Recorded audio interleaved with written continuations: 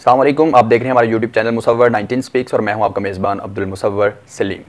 नाजरीन, पिछले एक दो दिन से जो है वो ख़बर बड़ी तेज़ी के साथ गर्दिश कर रही है कि अगले 72 घंटों के अंदर अंदर जो है वो पाकिस्तान में इलेक्शन की जो है वो असम्बलियाँ तहलील करके इलेक्शन का जो माहौल पैदा किया जा सकता है। और काफ़ी लोग इस पर सवालात भी उठा रहे हैं कि आखिर क्या सिचुएशन है, क्या इलेक्शन होएंगे या नहीं, जो हुकूमत है ये इलेक्शन की तरफ जा रही है या नहीं, असल में जो बिहाइंड द सीन सिनेरियो क्या है, कि क्या वजह है, क्यों ये सब कुछ हो रहा है। तो ये डेफिनेटली ये जो हुकूमत जब बनी थी तभी कई लोगों ने सवालात ये खड़े किए थे कि यह हुकूमत चंद हफ्तों की या चंद महीनों की ये मेहमान साबित होगी, और वही सिचुएशन इस वक्त सामने है आपके। और दूसरी जानब जब इमरान खान ने कहा था कि अभी तो मैं अपने ऑफिस में बैठा होता हूँ और अगर मैं यहाँ से निकाल दिया गया हुकूमत से तो मैं और भी ज़्यादा ख़तरेनाक हो जाऊँगा, और डेफिनेटली इमरान खान ख़तरेनाक भी हुआ। और इस वक्त जो हुकूमत है वो इस चीज़ पर सोच विचार करने पर मजबूर है कि वो इलेक्शन की तरफ जाएँ या ना जाएँ। देखिए, सबसे पहले तो जो जब यह हुकूमत बनी उसके बाद हुआ क्या इनके साथ, मैं वो थोड़ा सा आपको बताता हूँ कि पाकिस्तान के प्राइम मिनिस्टर शहबाज शरीफ साहब ने सऊदीया का दौरा किया। सऊदीया जो है वो 1 रियाल देने के लिए तैयार ना हुआ। उसके बाद मुत्तहिदा अरब अमारात गए, उन्होंने 1 दिरहम तक देने के लिए जो है वो हामी नहीं भरी। उसके बाद जो है वो IMF के पास गए तो IMF ने जनाब अपनी शराइत सामने रख दी।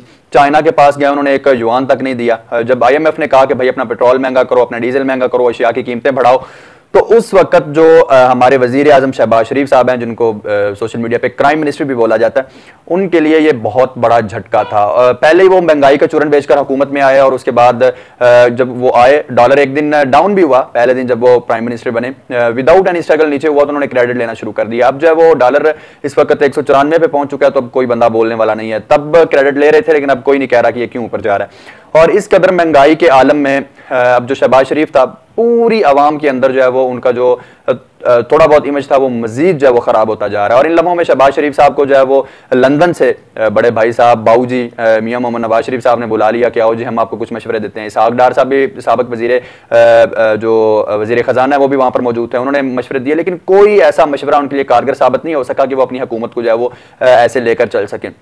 वहाँ पर यही था कि या तो कीमतें बढ़ा दी जाएं और या फिर जो है वो इलेक्शन में जाया जाए। अब जब ये सारी सिचुएशन है, कोई मुल्क उनको जो है वो उधार पैसे देने के लिए तैयार नहीं है, और दूसरी जानब जो आसिफ अली जरदारी और मौलाना फजलुर रहमान है वो किसी तौर पर भी जो है वो सख्त फैसलों को जो है वो अपने ऊपर लेने के लिए आमादा नहीं है, और ना ही वो सख्त फैसले लेना चाहते हैं। उनको पता है कि यह हुकूमत अगर ज़्यादा से ज़्यादा चली भी अपना टेन्योर पूरा भी करती है तो ये 1-1.5 साल की हुकूमत है, तो उसके बाद हमने आगे वाले 5 सालों का जो है वो एहतमाम करना है, वहाँ पर अपना इलेक्शन सीधा करना है। इसलिए जरदारी और मौलाना फजलुर रहमान तो जो बिल्कुल तैयार नहीं है इस तरह के मामले को अपने सर पर लेने के लिए। दूसरी जानब राना सनाउल्लाह साहब फरमाते हैं कि जो हुकूमत है वो सिर्फ नून लीग की नहीं है, इसलिए वो भी अपने सर कुछ नहीं लेना चाह रहे। दूसरी जानब पीपल्स पार्टी है वो उनके जो चांडियो साहब हैं वो अब कोई भी अपने ऊपर रिस्पॉन्सिबिलिटी नहीं लेना चाह रहे। शहबाज शरीफ साहब, जिनको मैं शायद फ्रीदी से यहाँ पर सवाल उठाना चाहूँगा कि वो कहते थे बहुत अच्छे एडमिनिस्ट्रेटर हैं, तो यहाँ पर ज़रा वो अपने जो एडमिनिस्ट्रेशन की जो सलाहियतें हैं, जो स्किल्स हैं, वो बरोकार क्यों नहीं ला रहे। और यहाँ पर वो चीफ ऑफ आर्मी स्टाफ से कह रहे हैं कि जो सलामती काउंसिल है वो ये एलामिया जारी करे कि जनाब हम चीज़ों की कीमतें बढ़ा रहे हैं। वो अपने सर नहीं लेना चाह रहे, वहाँ पर भी जो है वो इदारों को जो है वो मुतनाज़िब बनाना चाह रहे हैं। और उसके अलावा जो है वो आर्मी चीफ साहब जो हैं उन पर डेफिनेटली इस वक्त अवाम का प्रेशर है। अदम इत्मीनान पे लोग उनको काफ़ी ज़्यादा तनकीद का निशाना बना रहे हैं कि वो क्यों चुप बैठे रहे या वो क्यों न्यूट्रल हो गए। और यानी इस वक्त जो मुल्क है ना उसके अंदर अफरा तफरी का आलम है, हुकूमत को कोई समझ आ नहीं रहा कि वो क्या करें। और इस वक्त जितना लंबा, मैं ये समझता हूँ, मैं गलत भी हो सकता हूँ, कि जितना लंबा ये हुकूमत जाएगी डेफिनेटली मजीद इनको जलालतों का सामना करना पड़ेगा, कीमतें जो है वो आसमान को छुएंगी और अवाम मजीद इनसे बदजन होएगी। और इन लम्हों में अब आपने जो है वो देखा होगा कि जो जियो न्यूज़ है, नजम सेठी जैसे हैं, वो भी इस वक्त बुरे फंस गए हैं। हुकूमत तो फंस गई है लेकिन वो भी बहुत ज़्यादा बुरे फंस गए हैं। वो भी ये बात कहने पर मजबूर हो गए हैं कि जो हुकूमत है इनको बहुत ज़्यादा मुश्किलात का सामना रहेगा, और अब इनको इलेक्शन में मेरे ख्याल में चले जाएँ तो ये बेहतर होएगा। अब जब नवाज शरीफ साहब के साथ मुलाकात हुई तो उन्होंने भी यही मशवरा दिया, और साथ उनका आपने बयान देखा होगा, कल तक इमरान खान को बातें करने वाले आज कह रहे हैं कि अगर इमरान खान कंट्रोल नहीं हो रहा हमसे तो फिर हमें डेफिनेटली इलेक्शन में ही जाना चाहिए। लेकिन अब देखें, अगर इलेक्शन में जाते हैं तो उनको इस चीज़ का डर है कि इमरान खान वापस हुकूमत में आ जाएगा, और अगर हम जो है वो अपनी मुद्दत पूरी करते हैं तो हमारी जो रही सही साख भी है वो भी ज़ाया हो जाएगी।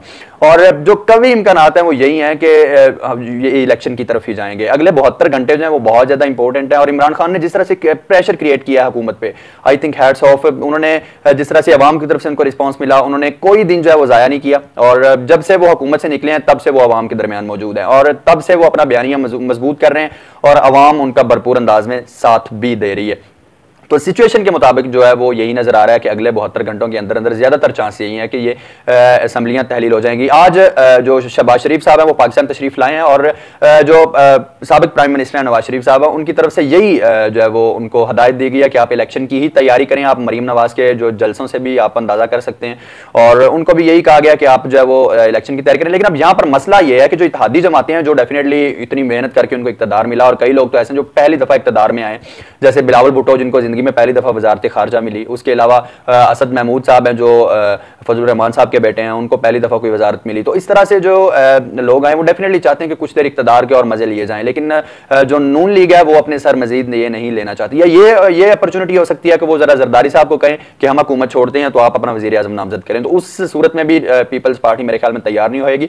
और मैं ये समझता हूँ कि यहाँ पर जो पीपल पार्टी है उन्होंने बहुत जबरदस्त गेम खेली है, बैकफुट पर खेले और उन्होंने जो है वो अहम जो है वो मिनिस्ट्रीज पर भी उन्होंने हाथ डाला और वो भी अपने पास रखी, लेकिन जो फ्रंट लाइन पे उन्होंने नून लीग को कर दिया और नून लीग जो है इस वक्त तमाम जो है वो अवाम उनके धाने पर है और कोई जमात जो है वो मेरे ख्याल में इस वक्त ये सारा जो अजाब है वो अपने गले में नहीं डालना चाहेगी और नून लीग भी मेरे ख्याल में इस वक्त चाह रही है कि जल्द से जल्द से जान छूटे और हम इलेक्शन की तरफ ही जाएं। और मेरे ख्याल में ये मुल्क का जो इस वक्त आईनी बहरान हुआ है या हर किस्म का बहरान है इस वक्त हमारे मुल्क पे, तो इसका जो इख्तिताम है वो उसी सूरत ही हो सकता है कि जब इलेक्शन नहीं करवाए जाएं, फ्रेश मैंडेट लिया जाए और अवाम की राय के मुताबिक जो है वो नया वजीर आजम मुंतखब हो और वो पाकिस्तान की बागडोर आगे जाके संभाले। तो फिलहाल जो एनालिसिस के मुताबिक यही है कि अगले कुछ दिनों में शायद इलेक्शन की कॉल आ जाए और असम्बलियां तहलील की जा सकती हैं। ये थी आज का व्लॉग आपके साथ, उम्मीद है आपको पसंद आएगा।